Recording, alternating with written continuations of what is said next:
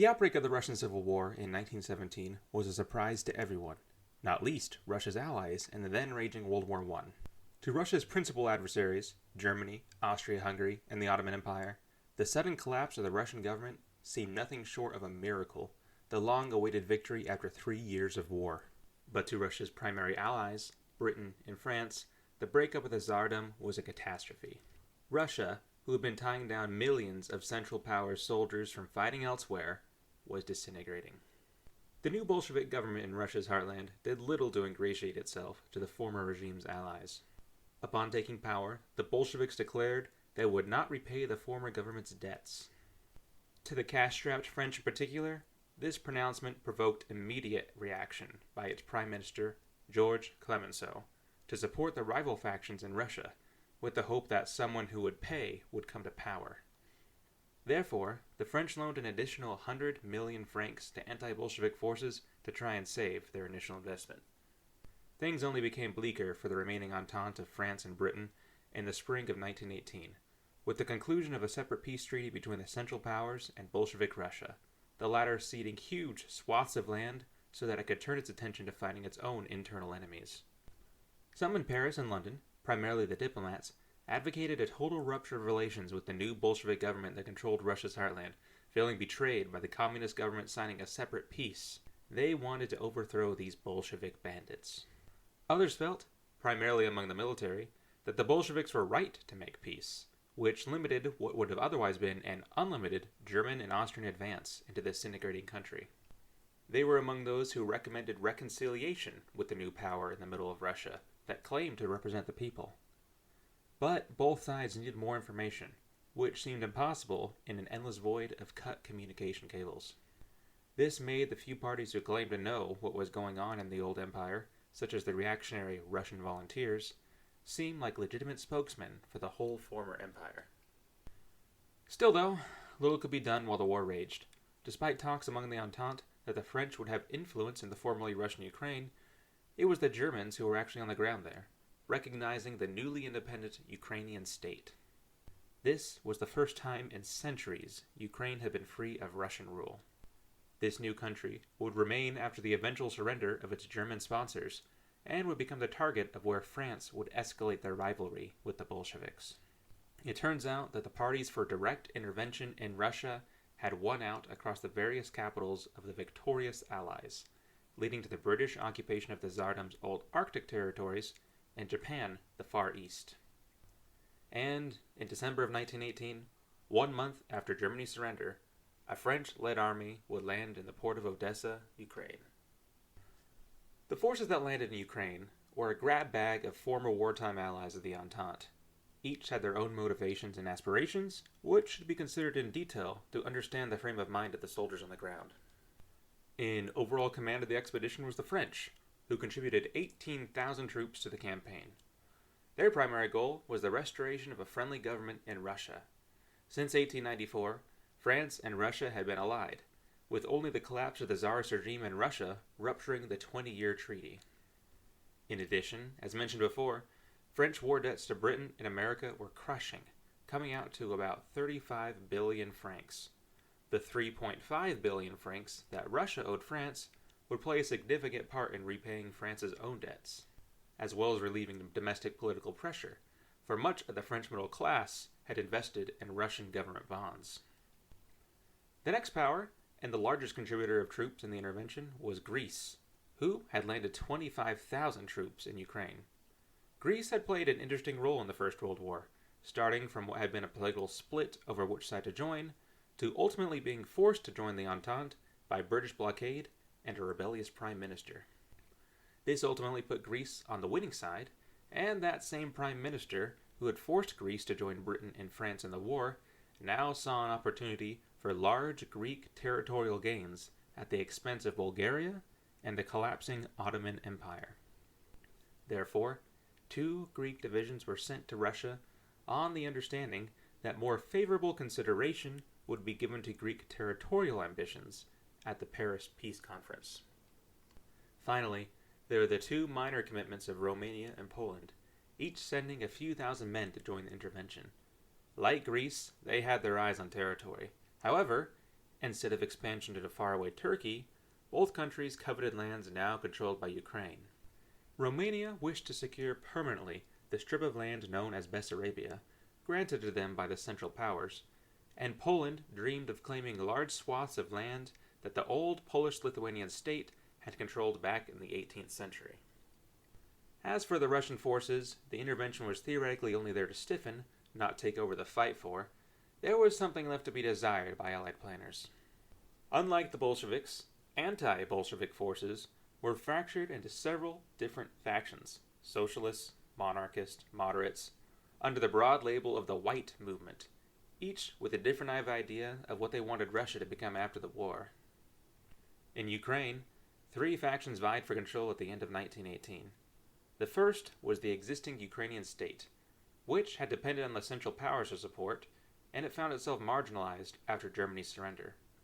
However, as part of its legacy, there remained a substantial number of German troops in Ukraine, in many areas outnumbering Allied forces.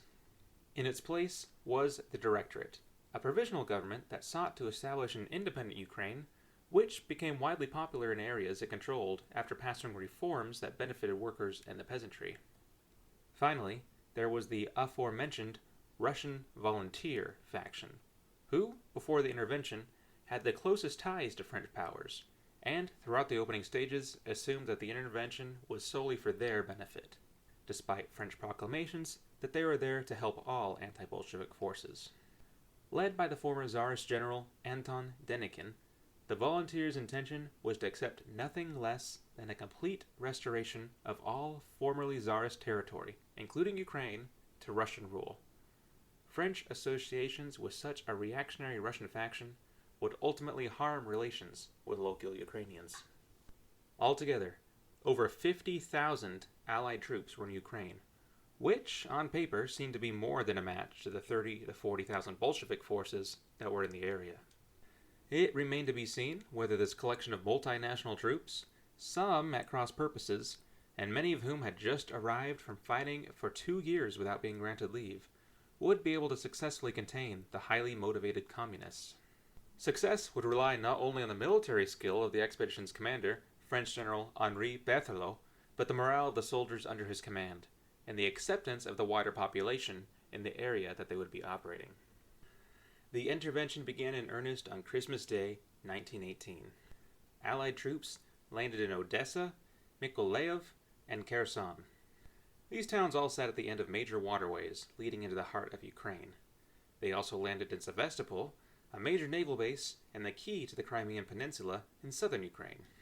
Borders were fluid even as troops were landing, but even in Paris, it was generally accepted that Crimea should belong to the new Ukraine, as well as a portion of the Caucasus inhabited largely by Ukrainians.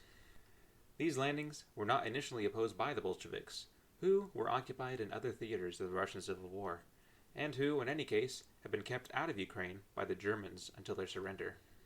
That gave General Berthelot a free hand to establish a sphere of influence in the area. Upon landing, he declared that the city of Odessa was now under French protection. This led to the first of many disputes between the white factions. After the declaration, the Ukrainian Directorate invited Berthelot to extend his offer of French guarantees to the entirety of Ukraine. This would be in line with French political goals, who desired in a semi-colonial fashion to have influence in Ukraine that could hopefully be turned into economic benefit. However, this idea clashed with Russian volunteer ambitions, who didn't see Ukraine as a separate country at all. Denikin, the volunteer leader, in a statement that may strike some as familiar in the 2020s, said, "No Russia, whether reactionary or democratic, republican or authoritarian, will ever allow Ukraine to be separated." Eventually, General Berthelot relented to Denikin to the dismay of local Ukrainians, who were just coming to get used to said separation from the detested Russian rule. However, the volunteers would not have their way in everything. It quickly became apparent that the Allies could not simply assume control of areas without consulting first the existing government. At Kherson and Mykolaiv, talks were held between the representatives of the Directorate and the Allies to peacefully transfer control of the cities from the former to the latter. These negotiations enraged the volunteers, who thought the French talks with the Ukrainian Directorate were traitorous to the cause that they thought the Allies were there to fight for, them. The Allies again reminded the volunteers that the intervention was there to cooperate with all patriotic elements in Ukraine in opposing the Bolsheviks, and that in reality, the Russian volunteers lacked any real authority in the region themselves. Things changed dramatically in February of 1919, just 2 months after the landings, when the Directorate was expelled from Kiev by the Bolsheviks. This meant that there would be no more free handouts of Ukrainian territory from a compliant regime. This left the French and their allies with the strip of maritime territory that they had negotiated for up until now, roughly composed of a zone around Odessa, a string of towns leading up to the Dnieper River, and the Crimean Peninsula. Although Allied forces had obtained these cities without having to fight for them, they were now cut off from advancing further into Ukraine through negotiation. Any further expansion would have to be fought for. But who would do the fighting? As the opening weeks of the campaign began to tick by, it quickly became apparent to French commanders that the forces at hand would be insufficient to advance further into Ukraine. The nominal advantage that they had from troop numbers evaporated quickly as the quality of the forces present was found to be lacking. The already small number of Russian volunteers were found to be so unreliable that, to some commanders, they seemed to be worse than useless. The Russian volunteers were so top-heavy that 9/10 of the forces were composed of officers instead of soldiers. And, what was worse, the volunteers' reactionary desire to return to the by now thoroughly discredited old regime alienated the already skeptical local population. It soon became apparent that many locals would prefer the Bolsheviks to their old Tsarist masters returning. Among the other troops at Berthelot's disposal, the core French component was found to be completely unwilling to fight. Those who had dodged death in the last war at the Marne and Verdun were not about to risk losing their lives fighting in Russia. A significant portion, too, of French troops were made up of colonial Senegalese and Algerians, African soldiers who, according to French General D'Esprit, suffered from not being acclimated to Russian winter. Among the remaining European troops, there was a widespread resentment that they had been deployed to Russia while their comrades back home were getting to rest. At least morale issues were not reported to be as severe among the relatively fresher Greek troops, but the Greeks resented being placed under French officers when French troops would not themselves fight. And to local Ukrainians, who found the occupation as a whole humiliating, they found that being occupied by Greeks was just one extra slight.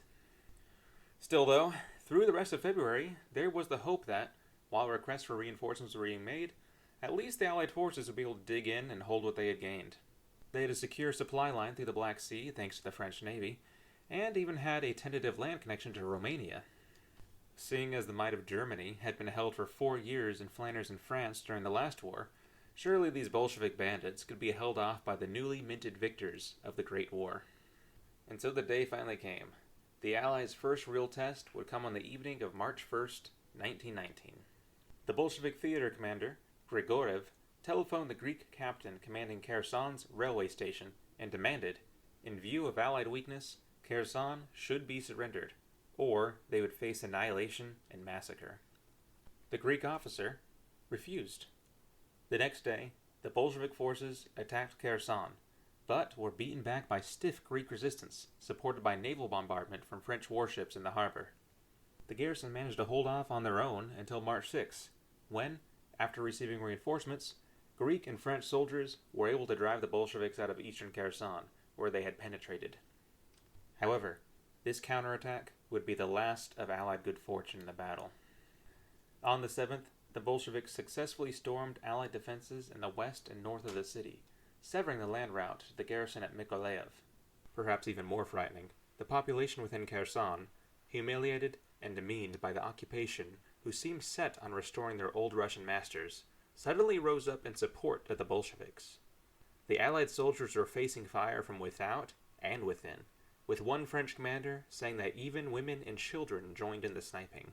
The account recalls German complaints of civilian snipers during their invasion of Belgium back in 1914, which the Allies had ignored, and yet now were on the receiving end of local hostility. By March 9th, a week into the battle, the Bolsheviks had completely surrounded the city. the surviving defenders were squeezed into a small citadel in the very center of the city. Despite the peril of their comrades, demoralized French reinforcements refused to fight through to save them. Instead, it was left to a battalion of Greek soldiers to storm the docks and fight their way into the city. Through a hell of gunfire, they managed to break through the Bolshevik ring and rescue the French and Greek soldiers trapped within Kherson. The party of a few hundred men fought their way back to the harbor, embarking on the warships under the cover of naval gunfire. Kherson was left in the hands of the Russian Bolsheviks. 245 of the 700 Greek defenders were taken as casualties, or 35% of those deployed, while French forces lost 18% of their 145 defenders. These relatively small numbers of troops deployed, especially compared to World War I, belie the fact that these are whole cities changing hands. Even when they had been on the defensive, in the Allies' first direct confrontation with the Bolsheviks, they had been soundly defeated. Now elated by their victory, the Bolsheviks carried on their offensive to the major port of Mykolaiv, to Kherson's northwest. The city sat on the southern Bug River, which, like the Dnieper River, on which Kherson sat, led into the heart of Ukraine. The city was used as an Allied supply depot, and, in addition to the local residents, it held a division of 12,000 German soldiers. These German units, who had been defending the last Ukrainian government against the Bolsheviks, had been ordered by the Allies to withdraw from Russia, and so were now waiting to go home. They had no intention of fighting alongside those who had gotten them stuck in the steppe, and now stood as neutral bystanders as a tiny garrison of some 500 Greeks and token French units stood to defend Mykolaiv. But, it turned out, this small Allied force would not be put to the test after all. Petrified by the possibility that the population would rise up against the occupying Allies, as had been the case in Kherson, the French commander decided to immediately surrender the city without a fight. On the 14th of March, the Allied soldiers withdrew, taking the Germans along with them. Vast Allied stores then fell into Bolshevik hands. Allied morale, already low at the start of the operation, fell further as it seemed that their officers had no strategy other than to flee before the Red Wave. For those in Ukraine at least, the French army's newly minted aura as an army of great war victors had been shattered. As for their opponents, to the Bolsheviks' credit, incredible restraint was shown by its commander, Grigorev. Punishment was severe for any troop caught looting civilian property, and tight reins were kept on troop behavior. This relatively civil behavior ingratiated the local populace, in sharp contrast to the arrogance of the local Allied and White armies. The Allied expedition's leadership began to despair. Requests for reinforcements were consistently ignored by overworked Allied leaders in Paris. The Germans had sent 500,000 troops to Ukraine to defend it during their time in power, and now the Allies were attempting to do the same thing with a tenth of that number. The fate of the entire operation in the mainland Ukraine seemed to now rest on the port of Odessa, where the Allies had first landed. Here at least, now that the Allies were forced to retreat from the extended string of cities, they could at least count on a concentration of troops. 30,000 troops set up in a defensive works around the city, with Greeks, French, Romanians, Poles, and Russian whites manning the trenches. Perhaps this would finally be enough to stop the red tide. Opening skirmishes were not promising. On March 18th, just 4 days after Mykolaiv's surrender, outworks of Odessa's defensive ring began to fall. A town 40 miles northwest of Odessa, defended largely by French colonial soldiers, was overrun by the Bolsheviks, leaving behind 3 Renault tanks. And in another village, the aristocratic Russian volunteers fled before a few thousand armed peasants, completely refusing to fight, and were only saved by a nearby French gunboat. For despite the Allies' rough parity in numbers with the approaching Bolsheviks, and with powerful warships backing them up, French commanders began to lose all faith in their mission. In Odessa, the civilian population was in a state of despair, as non-combatants flooded in from the countryside to flee the fighting, and shortages of necessities caused rampant price inflation. The Russian volunteers, who by now the French had grown to completely loathe, would not fight, and their association with the Allies had so alienated the local Ukrainians that they were more likely to fight the Allies than the Bolsheviks. Soldiers at the bottom of the chain, miserable with their assignment to this confusing extension of their war, became susceptible to Bolshevik propaganda. This rot and morale festered all the way to the top. General Berthelot, the French commander who had landed with the expedition, gave up on the mission altogether and left, claiming illness. Outwardly, the French claimed to those that they had placed under their protection when they landed that they had every intention of defending Odessa. But, behind closed doors, transports were being prepared. Worried that the French would leave them in the lurch, the Greek commander wired Athens that ships should be sent to evacuate their own army. Indeed, the French were determined to leave Odessa, but told no one of their plans until they were actually leaving. The French began embarking some units on March 25th under the pretext of relieving the food crisis, the very same day American ships with 10 days' supply of grain arrived in the harbor. This was only 1 week after the Bolsheviks' first probes, and less than a month after the first fighting at Kherson. French command was so worried of a repeat of Kherson's fall that they would not even attempt to defend Odessa. By April 6, 30,000 Allied troops and 50,000 Ukrainian civilians had embarked. Tellingly, the commander of the Russian volunteers, who had done so much to sabotage local support, was only told of the Allied withdrawal after the ships had left.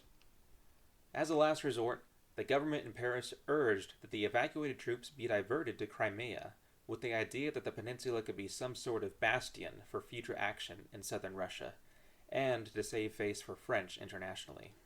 But unfortunately for the French and the rest of the Allied cause, the same factors that had caused the collapse in mainland Ukraine, low morale, hostile population, and ineffective allies, were also present in Crimea. Although Crimea had a relatively liberal government established following its liberation by the Germans, German withdrawal forced them into an alliance with the volunteers in order to maintain order, which, as with elsewhere, sabotaged the credibility of the regime with the populace. Accused of plundering the financial reserves of the Crimean government, the French commander in Crimea confiscated 11 million rubles held by the volunteers, sending Allied volunteer relations to their nadir. It wasn't long after that, in the north of the peninsula, Bolshevik forces broke through ineffective volunteer resistance, and French sailors aboard ships stationed in Sevastopol had their own communist-inspired mutiny. It was all over for the intervention, as well as French dreams of a Ukrainian colony that would repay all of their lost debts. On the 23rd of April, the embers of the mutiny were stamped out, and the Allies evacuated Sevastopol. Crimea was turned over to the Bolsheviks. From the first landing to the final evacuation, the Allied intervention had lasted just shy of 4 months. Thus ended the short, obscure, ultimately failed foray of French and Greek soldiers in Ukraine. Unlike the more famous Polar Bear expedition involving British and Americans at the North Russian port of Murmansk, or even the American, Canadian, Japanese force that landed in Siberia, this small campaign receives little attention in the much wider Russian Civil War. For the French, who had just triumphed in World War I less than 6 months prior, a lesson can perhaps be drawn that a simple superiority in weaponry and tactics is not always enough to win a campaign. Whereas World War I's Western Front was a battlefield almost in isolation to the rest of the world, in Ukraine, there was a civilian population whose opinions could not be ignored, especially with the amount of troops being committed. And just as important was the morale of their own troops, from leadership down to the common soldier. Fighting to defend their homeland had been one thing, but at the tail end of the Great War, Allied will did not have another 4 years in them, for a cause most of the soldiers did not understand, and for a population that did not want them.